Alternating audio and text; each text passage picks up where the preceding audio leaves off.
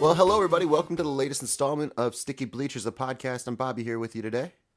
And I am Corey, celebrating the biggest event in the sports calendar, rugby time, Bob. Rugby time. We're going right into under the rugby here. We'll get to the tourney Well, here in a little bit, but yeah, it's a very fast under the rugby segment. Ireland last weekend had an absolute blowout, barn burner, yawner, snoozer of a game against the hapless team from Italy, and they locked up finally getting a win in the Six Nation Rugby Good. Tournament. Unfortunately, the English team won their fourth straight game and locked up the championship of the tournament. There's still one game left to go. Ireland is going to play Scotland, and then they can lick their wounds in the offseason and go on to play their provincial games again. will Ireland place it all, or is it just kind of playing to play it out?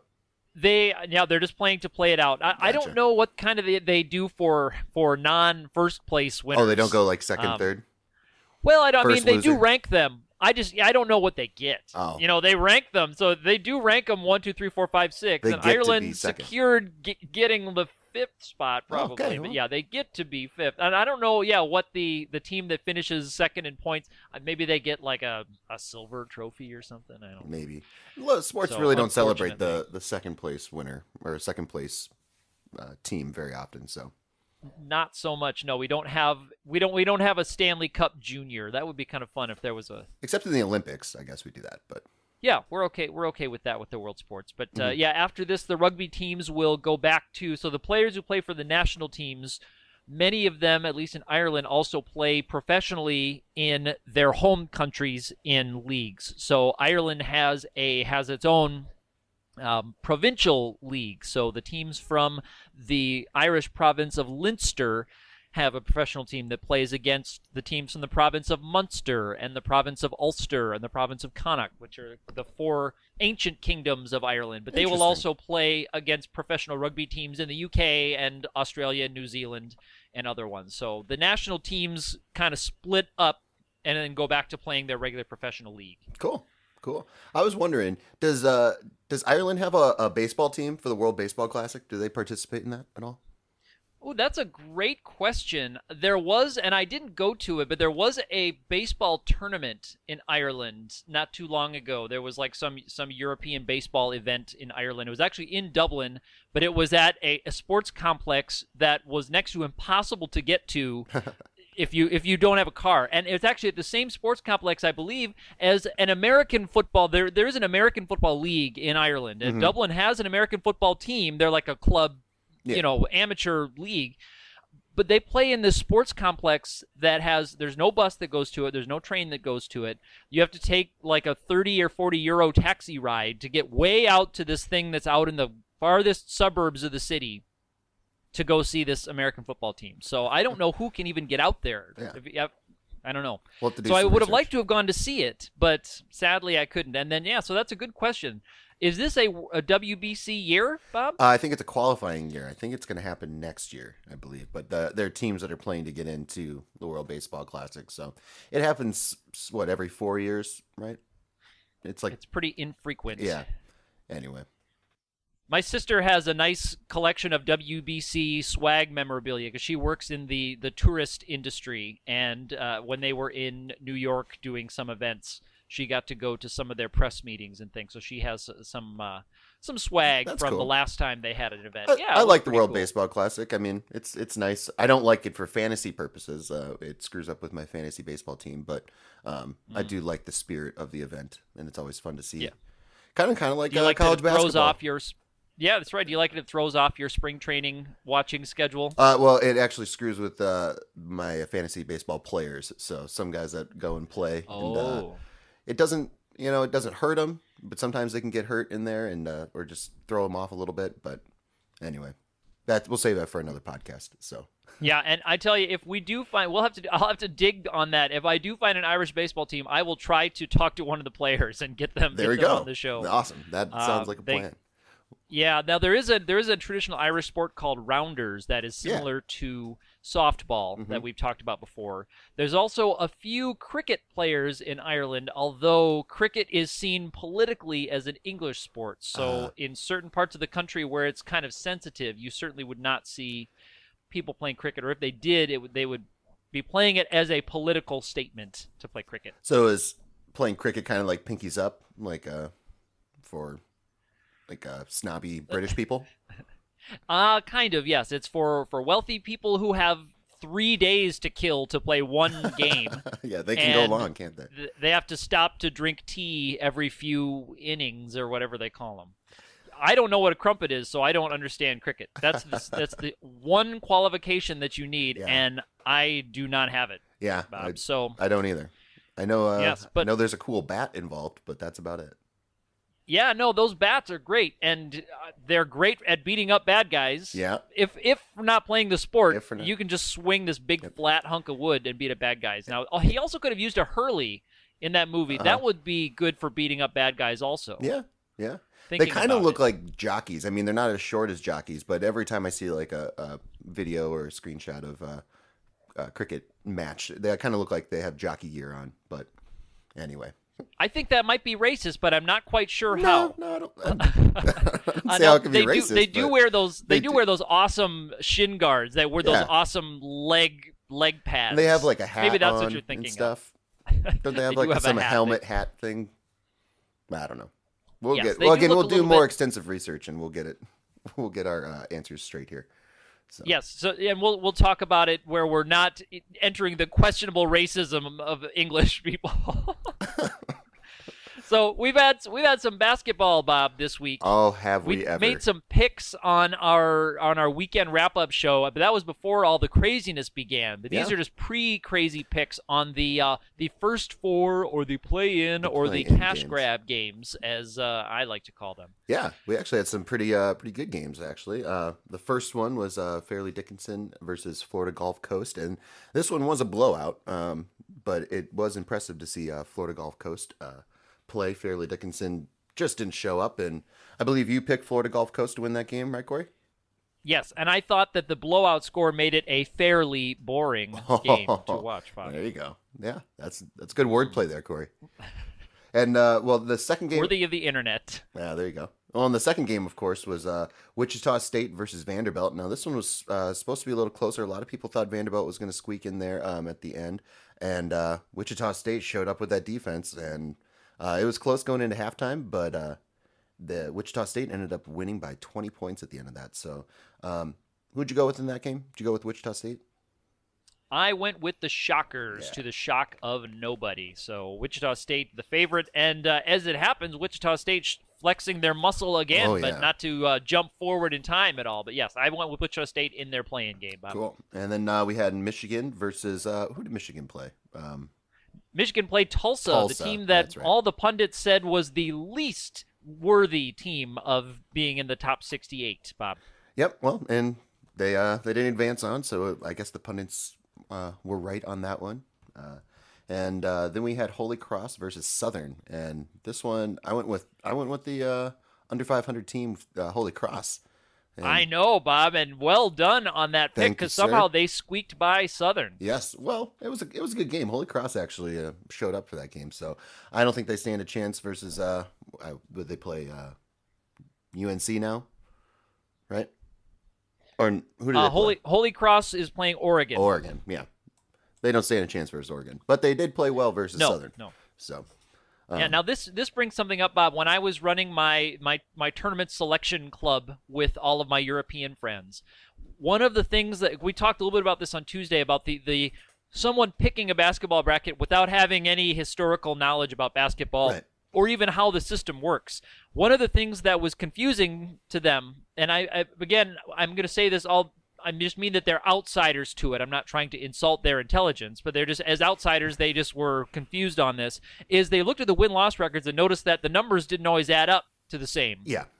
And they also some of them had a hard time with knowing whether these teams had played each other in the game. They're like, well, how come this team has this record and the team they're playing has this, but that can't be possible if they had played each other. How could this have happened? Mm-hmm. So it was interesting trying to explain the conferences and mid majors, Yeah. and there's 300 teams, and I printed off a list of all of the teams seeded from top to bottom. But like, okay, but the top 4 teams are the 1 seeds here, and then the next 4 are the 2. So it was just the structure of it, and the structure of the season was very foreign to them. But they all had a good time. They're very excited. They were watching the play-in games results, and I think some of them were watching the games last night. I was, and some of them said that they were going to. Yeah, well, and it has to be nice for you. You get a chance to watch a lot of the games, and a lot of the good ones. A lot of the good ones happen early on, so it's got to be nice. During the day, I get a chance to watch those early games while most of you American schlubs are still at work. I get to watch some of those ones, but then the primetime games, I'm in bed. Thought you were going to be able to wake up to watch the Gonzaga Seton Hall game. That one went a little later on in the night, but yeah, there was definitely very, very fun first day of action. So, did you have any of the upsets at all? Did you in your bracket? The only upset that I picked correctly, I did not get my juicy Indiana upset. We had a couple of other 12-5 upsets, but not my juicy one. I did have the Zags over Seton Hall, so that right now is the only pick that I can be proud of right now. Do you have any proud picks, Bob? Well, this year I decided to go full analytics geek on March Madness. So I got together a composite average of all the teams and compared them to each other in their matchups and stuff. And I did this late on Wednesday night, and I came up with a bracket that was so crazy I felt compelled to make another bracket just as a safety net, basically. And as I started on Tuesday doing it, so I was going to watch the playing games and stuff to see who got in, so I didn't have to do any extra work at all. But as I was doing all these calculations and predictions and stuff, every single round I had Wichita State keep going on, beating every team that they saw, and they weren't even in the tournament yet. So I was like, this can't be right. And sure enough, Wichita State allowed 50 in the playing game, and so I felt somewhat confident that the defense was going to show up. And so last night after Wichita State won, I felt a little confident. But in my crazy prediction bracket, I have Wichita State going to the finals to play Michigan State. So whoa, yeah, that's my shocking pick for the Shockers. And I feel it's crazy enough that if it gets even halfway, if they get halfway there, I think I'll be in some rarefied air. So it'll be a good thing. Also, I found that Stephen F. Austin has a pretty good chance of going pretty far in this thing. They got a tough match versus West Virginia today, so I made a safety pick in my other bracket. Just went completely opposite in the other bracket. But West Virginia's a tough team, but I think Stephen F. Austin can hang with them and put some points on the board and play some solid D. So that's a quick. I want to ask you again, pick. Bob. Yo, is that the bottom line? Oh yeah, you know it is, because I said that so. That was a popular pick among some of the guys who were picking in our European League. They said, "What's SF Austin?" I was like, "Oh, that's Stephen F. Austin," and right away, Steve Austin, like Steve Austin. Yeah, like the stunner. What? Yes. What? The stunner. What? Oh, what? What? I didn't get any. I didn't get any whats. That was one of the best wrestling chants that we've ever had. I would love if they started doing that at college basketball games. That'd be really great. At Stephen F. Austin games, they just start yelling, "What? Say what? What? What? What?" That'd be great. Maybe they'll Are there any RVD schools, Bob? There must be. Division I must have an RVD. Yeah, like a River Valley, something. Divisional. River Valley. Denominational. Denomination. Ooh, River Valley Denominational College. Yep. Yeah, it'd be like a Bible school. Yeah. River Valley Denominational. Yep. So I like it. We'll keep our fingers crossed that the RVD can make it into the big dance one of these years. That RVD makes it, and the kids in seminary school are going to be chanting a pro wrestling chant at their games. Yep. And RVD actually shows up. That'd be great. What, he can't be too busy these days. Yes, that was very exciting first day of action. I actually had Yale over Baylor, so I was biting my nails on that game, and thankfully it went the way that I thought it was going to go.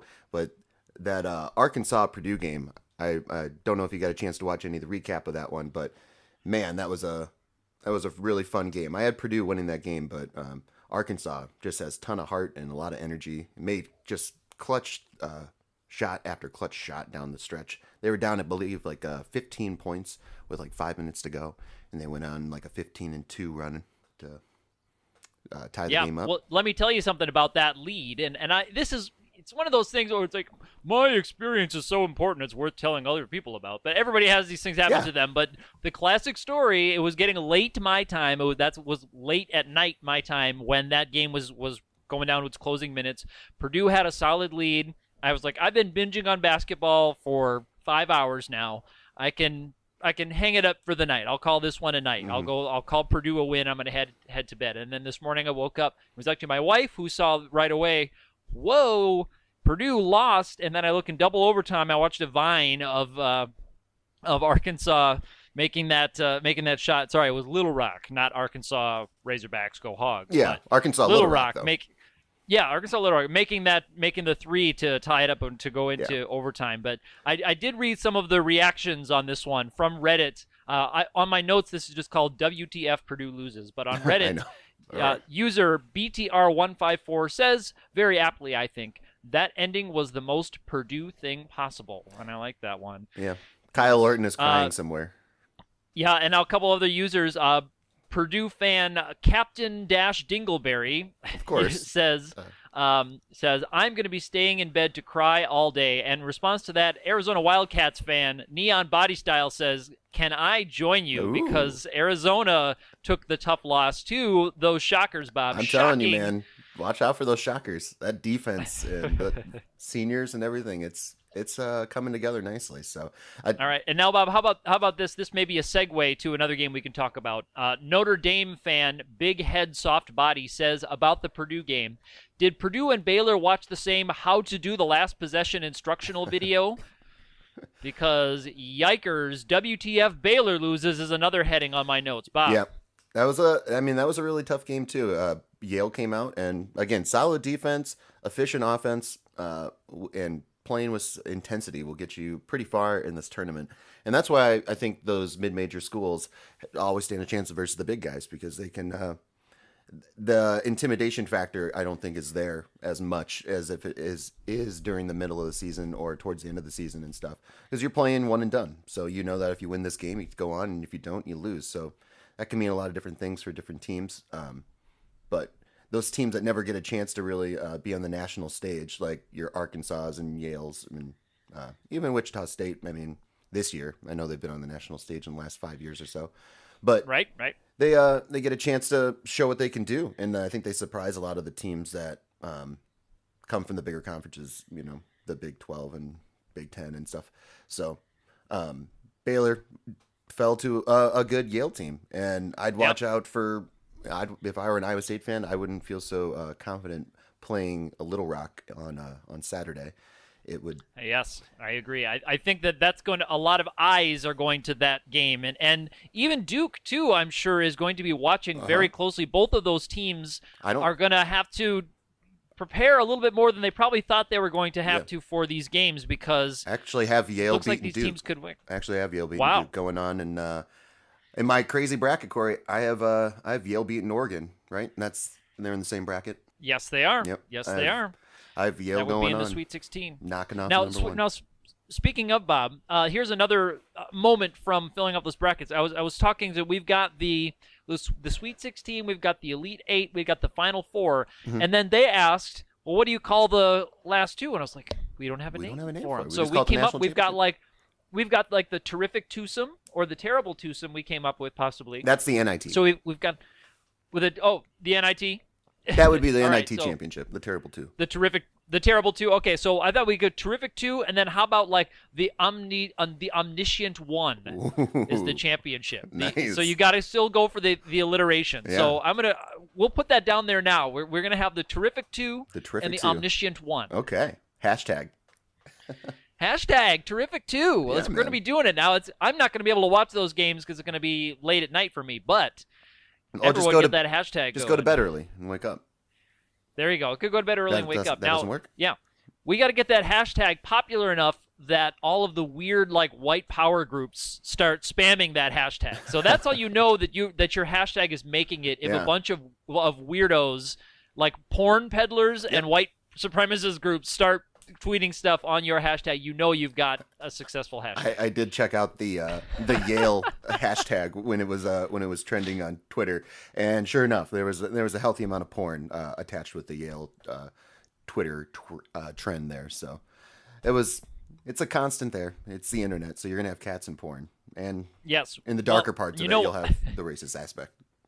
Yeah, and you know what? I would not check the hashtag shockers after any Wichita State game. I would not want to see what's there. Anyway, some comments and reactions to the Baylor game, Bob. Gotcha. Duke fan, Big Nasty 410. These usernames are almost more fun to read than the comments. Says, it would be cool if Baylor was a number 1 seed next year. That way we can have our first number 1 seed loss in the first round. Really piling it on. And a short conversation, a couple of comments back and forth. Baylor guaranteeing that nobody picks them to win an NCAA tournament game ever again. Response to that, they're the new Georgetown. Response to that, and Georgetown is now the old Baylor. That's true. So, I mean, piling on, because we have not seen Georgetown make a lot of noise in this tournament recently, Bob. Not recently. Not since we were young kids. So I think that's the last. Well, probably like once when we were in high school or so. But right. Yeah, one of those historic college basketball teams that hasn't been able to compete in the last few years. But Baylor, it's a solid team, and coming again, I think you get a little misdirection coming from the Big 12 and competing against so many good teams, your Oklahomas, Iowa States, Kansas, and stuff, that you can really overhype a team and kind of overlook a team like Baylor, who play in the Ivy League, but they ran away with the Ivy League, and they've been playing very, very, very good basketball all throughout the year. And so it's just dangerous things. I thought Iona actually was going to upset Iowa State in the first round yesterday, and although it was out of hand for quite a bit, Iona did make a push there at the end, and I thought the refs kind of not gave the game to Iowa State towards the end of that one, but at least influenced the game a little bit. They gave a technical to, I think, English from Iona, and allowed Iowa State to take some free throws and get the ball back, and just kind of swung the momentum. It felt like in one call, all the momentum Iona had gathered had kind of flown out the window, and it was Iowa State's game after that. But anyway, that was my lamenting. I agree. I agreed on that, but so we did not see the golden shining moment of Iona hitting that buzzer beater to beat Iowa State. No. But they did put up but that later that on in fight that court, at the end. we did have all those shining moments with Arkansas and Purdue. So Little Rock and that's Purdue. right. Yeah. So hey Bob, do you have a pick? I have a pick for early prediction on television commentary team championships of this tournament. Oh, okay. I'm always a big fan of Ian Eagle, the announcer, and he's teamed up with Chris Webber in this one. And so I thought that's my early pick for favorite of the tourney. Chris Webber is really great as a broadcaster. I also like Grant Hill a lot. I think he does a great job. Reggie Miller can get a little eccentric at times, but I do think he calls a good game. I'll say it all day long, but I like college basketball announcers. And this time of year, when you go from one game to another and you get consistent broadcasting and no one really is annoying, it's very comforting. It's very nice. And that's what I was explaining this to someone else. I was talking about announcers who in college basketball, I like when they kind of get out of the way and they let the game develop, and they don't get so boisterous. I know some guys like Dan Dockich get a lot of shade thrown on them. It's because maybe sometimes they get a little bit too colorful. But the reason I like Ian Eagle, he comes from radio. I used to listen to him when he did the Westwood One radio series of games that they used to do all the tournament games, and I was loved that Ian Eagle class. He's just a classy guy. And Chris Webber is a good good partner for him, I think. Well, and they always kind of follow the same three-man team a lot of the times, where they have like a former coach, a former player, and then just a color guy that can kind of tie everything together with a nice bow. And I think that really works out well when you get those times where you can get the coaching strategy, and then you can also get the player mentality, and then kind of the fan perspective a little bit. And that just helps with the people that don't watch a lot of college basketball or a lot of basketball in general, and they're just watching it, in March. And Yeah. versus baseball, where you get a lot of former players, and then the color guys and stuff that just kind of say what the action's going on down in the field. You don't get sometimes you get a former manager up in the booth. Rarely do you get that in football. But just to be able to talk strategy and what you would do and how momentum shifts, it's a big aspect of college basketball. So it's nice to have those players and coaches there. Yeah, and that would be, I think, for the audience member, I think Charles Barkley might be better as an audience member in this one. One thing, I know that he gets a lot of stuff thrown on him. I think he's just put in a place that he's not comfortable being. And it's hard to isolate things, but I saw him say this, and I tweeted this from our account yesterday, our Sticky Bleachers account yesterday. He was needing to fill time, just like we are today, right now, needs to fill time, so just kind of speaks things. And so he said something like, these Yale guys need to understand that you use basketball and the basketball uses you, but these guys are knowing now that you can use the basketball, and that's why they're playing well, because they're using the basketball and letting the basketball use them. I'm like, what? I didn't understand any of that, but it went on for like almost a minute. Yeah. He's become a caricature of himself. He's kind of taken on a lot of what Shaq did with his personality, and where Shaq kind of was more of a not a superhero, but kind of larger than life, no pun intended, type figure. Charles Barkley has kind of taken like not the buffoon, but leaning towards that kind of personality, and so he'll make all-encompassing statements like, oh, Baylor's going to run all over Yale. Like, what are you guys talking about? Oh, Baylor's going to kill Yale. And, he said that before the game started, and then they give him crap the rest of the day because he said it. And, I believe him when he says that he saw a lot of the Pac-12, and I'm sure he watches a lot of basketball. He's a great basketball player, so he sees the game differently than most of us and stuff. But I think the celebrity of Charles Barkley has kind of overtaken the basketball player of Charles Barkley, and now we get. I wouldn't trust him on any pick. I think he just makes all-encompassing statements with a very confident tone of his voice and convinces people that he's right. But that's right. He is in a great series of commercials that I saw during the game. I'm not even sure what they're advertising, but he's always cruising around. One. And is it Capital One? So I think Samuel L. Jackson is the unifying force there in those Capital One commercials, and I really enjoyed those. Yeah, they're nice. I like them. They're fun. A lot of commercials can get old for when you see them all the time. So the Buffalo Wild Wings commercials that they have going right now are just garbage. Like, I don't know if you've seen any of those, but I've never been a big fan of Buffalo Wild Wings commercials. I've never been a big fan of Buffalo Wild Wings. Even those ones where the bartenders were influencing games with those buttons behind the bar. I was just never a big fan of those. No. Hey, on that Baylor game, Bob, there was a new post-game interview meme emerged. I love it. From this game that I think is going to go down in history as a classic. Do you, Bob? I love this. I could watch it all day on repeat. Taurean Prince has now become one of my favorite basketball players ever. So set that scene for me, Bob. Well, so Baylor loses to Yale, of course, and I'm sure it has to be heartbreaking to lose a game, especially when you're the higher ranked team and stuff. And if you watch the game, you saw that Taurean Prince has a competitive spirit, we'll say, and he definitely did everything that he could to keep Baylor in the game. So it had to be hurting. But a reporter at the end of the game asked Baylor, who's a good rebounding team, he asked Prince, how did Yale out-rebound Baylor? And, that typical kind of question where you don't have, there's no right answer to it. That's what happened. Yale out-rebounded Baylor. And so Taurean Prince decided to educate the reporter on what a rebound was by saying, I'll paraphrase here, but when the ball hits the rim and you jump up and you grab it with two hands and you come down with it, that's called a rebound. And they got more of those than we did. And I just thought that was hilarious because he didn't break a smile. He didn't look, he just kept the same look on his face the entire time. And then just was like on to the next question. And I just think it's hilarious. Yeah. A lot of response actually is really praising him for keeping his poise because they say that that's kind of a jerk question to ask. It's a jerk question. Absolutely.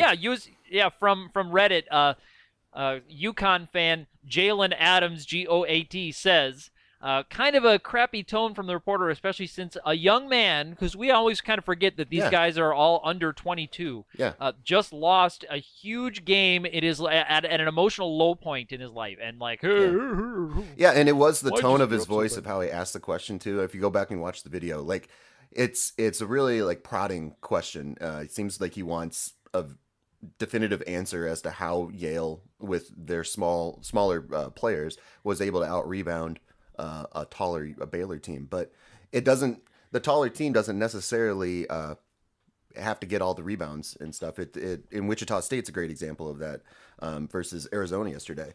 It matters about the heart and determination, and if the other team wants it more, and I know that's super cliche to say, but if they want it more, they're gonna get those rebounds. So it's just the nature of the beast, and its heart is a really difficult thing to measure, especially when you're not familiar with a lot of the teams. And so it happens to me every year. I know it probably happens to everybody, but you make a pick, and then you start watching the game, you're like, crap, I made the wrong pick. This other team wants it more. And yesterday with that Little Rock Purdue game, Purdue put on the burners, man. They were cooking for the beginning of the second half, and then you could just see that they kind of just were going into sleep mode. Basically, they were just going to kind of cruise through the remaining 5 minutes of the game, and that's Big Ten privilege. Yep, and that's where Little Rock just took over, and it's hard to shut off those gears and then turn them back on. You have to keep it going all the time, which is why I really think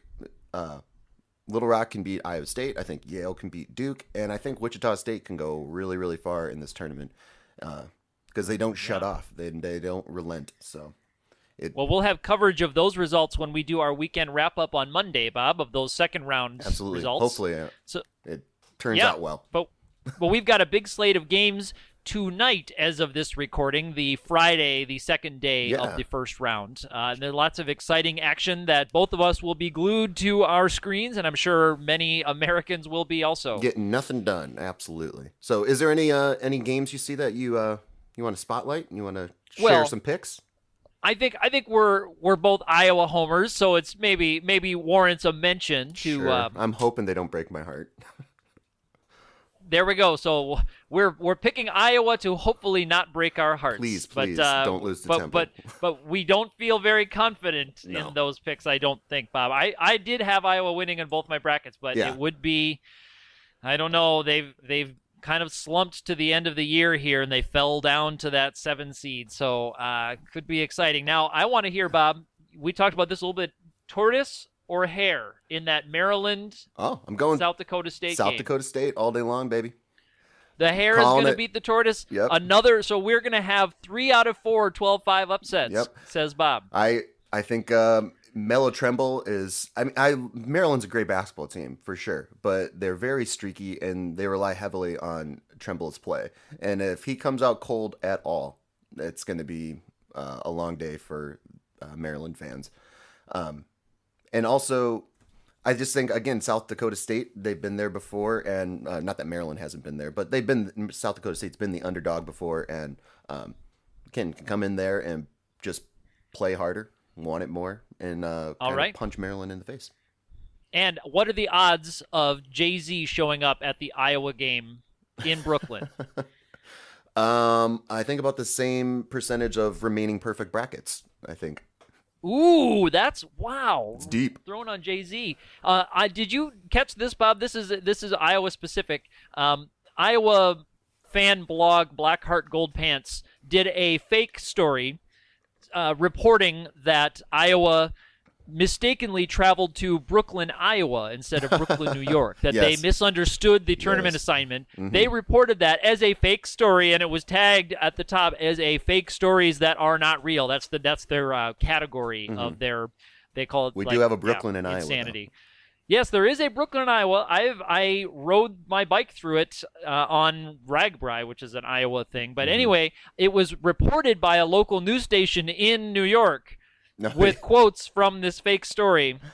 So it's a little bit like the like Jimmy Kimmel's internet pranks where he gets local news outlets to report unverified things because they want to get a fun story quickly. So Blackheart Gold Pants, congratulations on baiting a Jimmy Congratulations. Kimmel, but they're a lot classier than Jimmy Kimmel. I hate course. to compare something great like Blackheart Gold Pants to something like Jimmy Kimmel, whose best work was as the co-host on Win Ben Stein's Money.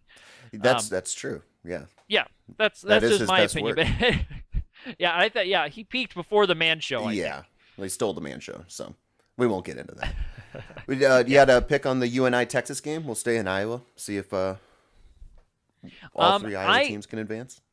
I like Northern Iowa there, and now as more time has passed since I've seen my paper bracket that I filled out, I'm not remembering now if I did pick them to win. I probably didn't, but yeah, because I did not do an online bracket this year. I decided I'm just doing my paper one, Gotcha. and I'm gonna try to do this as old school as possible. So I'll show up to the office on Monday and see how I did. I like UNI in that game. Texas plays well, but again, that Mississippi Valley Conference is tough. So I like UNI as well. Try not to be too much of a homer. Try not to pick with my heart as much as, try to logically think about it. I know that's an oxymoron when it comes to March Madness time, but yes, I like UNI in that game. So let's think here. What other games do we have? I saw a lot of chatter about the Texas A&M Green Bay game, including a lot of people threatening to punch Aaron Rodgers in the kahunas if Green Bay got an upset there at Texas A&M. So I think Texas A&M's too good of a team. I have them going to the Final Four, actually. I have Texas A&M going to the Final Four. But all right, so they're safe. Do you think Michigan State also safe? Do you think Middle Tennessee has got what it takes for Michigan State? I think Michigan State's going to show up for that game. You think they're going to handle that one? All right. Do you think that the upsets yesterday inspire higher seeded teams to amp it up? Do you think any coaches of do you think in Maryland's coaching in their locker room, he's showing video of the games last night saying this is what happens? Yeah. Well, and don't again, let this happen tonight. Another thing to always look at with these games is where they're located, like where they're being played at. So it's South Dakota State versus Maryland. One of the reasons why I like South Dakota State so much is this game's being played in Spokane, Washington. South Dakota's a heck of a lot closer to Spokane than Maryland is. And not that Maryland fans can't travel or anything like that, but the ease of traveling. That happened a lot in the Yale-Baylor game, the Yaler game yesterday. The Yaler game. Or it was played, I think, less than an hour away from Yale. And so you can get a home team basically going on. In Wichita State, yesterday, they had the majority of the crowd. I think Gonzaga played in Spokane, Washington, which doesn't seem very fair when they're playing Seton Hall from New York. And so when you can get a home environment, or at least the support of a majority of the crowd, not only does that help the underdog, but it helps the team that's closer to home. So, yep. And one of them did mention in the Denver series, and I can't remember which of the Denver games it was. It may have been the Little Rock game. They mentioned that one of the teams, I think it was Little Rock, who had arrived late the night before, and they had elevation concerns. Yeah. Mm-hmm. That they were landing in the Mile High City, coming from a city that's much closer to sea level, and not having much time to acclimate to those higher elevations. I don't know how much influence that has. Just like the the old humidor on the basketballs. I don't know if there's any the elevation for sure there will affect a basketball game. I mean, I've spent some time out in Colorado as well, walking around and going on hikes and everything, and it's a real thing. It can definitely hit you, and you need to stay hydrated. And definitely playing basketball has to be tough if you're not used to it. So it takes some time. But it didn't affect Little Rock towards the end of the game. At least they got their legs under them then. So it was it will definitely something to look out for with the remaining games in Denver.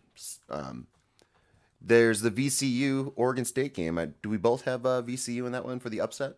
I think I put VCU for the upset there. Yes, awesome. Because I like VCU in general. I haven't seen them play one dribble of basketball this year. I have not seen one bounce, but I just went with it. Yeah, just go with it. One of the upsets I see happening, and it'll at least be a good game, Hawaii versus Cal. I got Hawaii beating Cal in that game. So who'd you have in that one? Do you remember? Definitely had Cal in that one. It was a popular pick because a lot of my European friends have connections in San Francisco, so they were asking me Gotcha. what the closest school to San Francisco was in the tourney, and that was the best I could give them. Yep, that's probably true. I don't know how far Bakersfield is from San Francisco. I don't know my California geography very well. Middle California, Bakersfield. Okay, so much farther away than Berkeley to San Francisco. Yeah. Mm-hmm. I was like, is Bakersfield is on an island in San Francisco Bay between Oakland and San Francisco? Is that where Bakersfield is? Like I don't know. Smack it could dab be in the middle, I'm pretty sure. It's on Alcatraz Island. I think CSU Bakersfield is on Alcatraz Island. Where they really play with the rock. Oh. Yeah. Uh-huh. That's you see what going I did on there? the highlight reel. Yep. Unscripted here, folks. Unscripted. So, this week on our YouTube channel, we had a great Negro Leagues baseball game. Absolutely. Went Exciting into action. Extras. Yeah, it was great. The New York Cubans and the Memphis Red Sox. So look for that game on our YouTube channel. Look for highlights of last week's Buckeyes Monarchs game on our YouTube channel. And there's lots of exciting Negro Leagues action to come. And we are getting excited for baseball. So as soon as this March Madness stuff is over, it'll be just about time for the baseball regular season. Oh yeah, I'm looking super forward to the baseball season.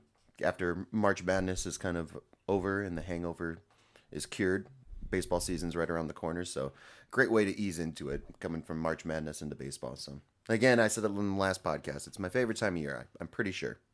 I love spring's happening and March Madness, and then we get baseball. Life is good. Yeah, we're just about through those sports doldrums. They timed out pretty well this year, and our Sticky Bleachers simulation schedule only had to do a few weeks of NBA before we get to go to the real sports that we like. I will notice. I did notice our car radio broke about a week ago, and it got stuck on AM radio, which is a whole inconvenience that I won't get into. But I've been forced to listen to AM radio basically in our car, and so I've been listening to a lot of sports talk radio, and I'm just amazed at how much they talk about the NFL all the time. Every single show that I listen to spends a majority of the time on the NFL, whether it's free agency or Tom Brady or the draft. In the middle of some really exciting, we had a great conference playoffs for March Madness.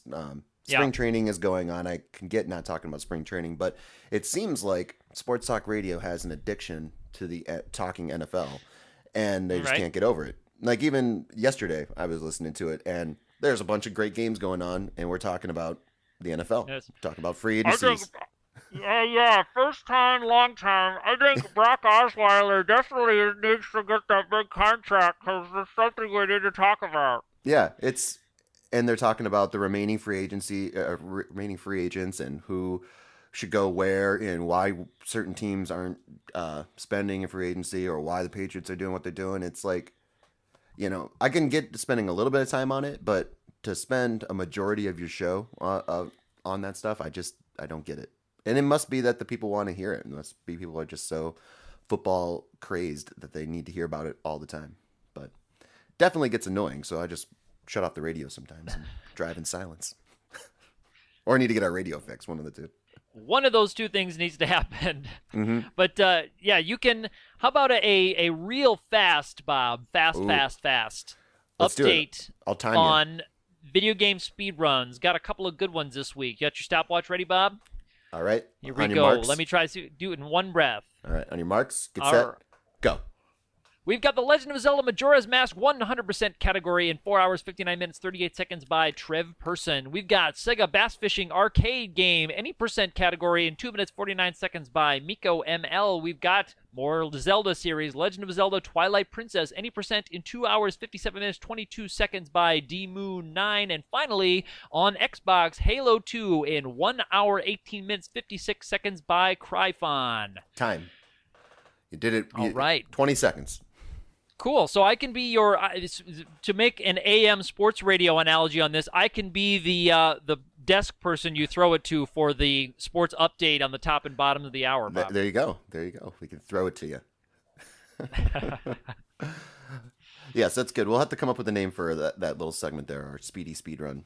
But definitely impressive stuff. I mean, I can't beat a game that quickly, no matter what game it is. Yep, always good things, and I bet you could beat some games quickly. That arcade game, 2 minutes 49 seconds is a pretty quick one to beat any game. But sometimes it just takes repetition. Sometimes it just takes some good luck. Yep. Always takes a lot of skill. It's always exciting. Always exciting to watch. But we'll be back on Monday or Tuesday for our weekend wrap-up of these games, and you can catch us talking about our first and second round action. You can see more on our YouTube channel. Do find us and follow us on Twitter, etc. This weekend we'll be talking a lot about basketball probably over the next couple of weeks. Oh, absolutely. And we've got Facebook page. Like us over there. Do subscribe to that YouTube channel. We're still 10% of the way to those 100 subscribers and the customized URL that we are looking for so greatly. And we're trying to have more content on there. So let us know what you think. Comment in those videos. And on Twitter, we love to read your thoughts, Bob. Absolutely. Thank you guys so much for listening to the podcast and interacting with us and everything. We always appreciate the comments, and hope you guys enjoy all the wonderful weekend basketball games, and hopefully everyone's bracket can remain as intact as it currently is. So, and let me give a quick shout out, Bob, and then we can go to a final thought. How about it? This week I appeared on another podcast by some friends of ours, friends of the show, the American Pale Males podcast. It is a comedy nerd beer podcast about craft beers where they find, drink, and rate craft beers from around the world, although it's mostly the Midwestern United States because that's where they can get their hands on beers, being geographically limited as they are. But I appeared to talk about Irish beers for their St. Patrick's Day episode, so you can check that out. And we are hoping to get those guys on our show someday, but we won't spoil any more about that just yet. Here's a final thought, Bob. All right. Thinking about today's game, Syracuse fan, average guy Greg, says, I couldn't even call in sick to work today to watch Syracuse-Dayton because it would have been too suspicious for a Friday, the day after St. Patrick's Day. Yeah. Well, and if he's a Syracuse fan, I think it's a good thing to go to work. I don't think Syracuse stands a chance.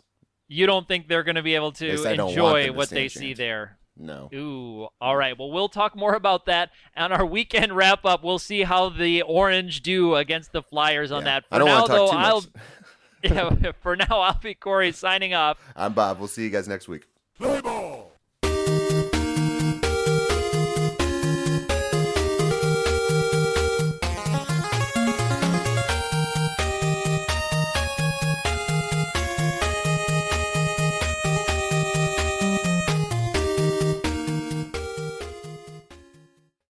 Sticky.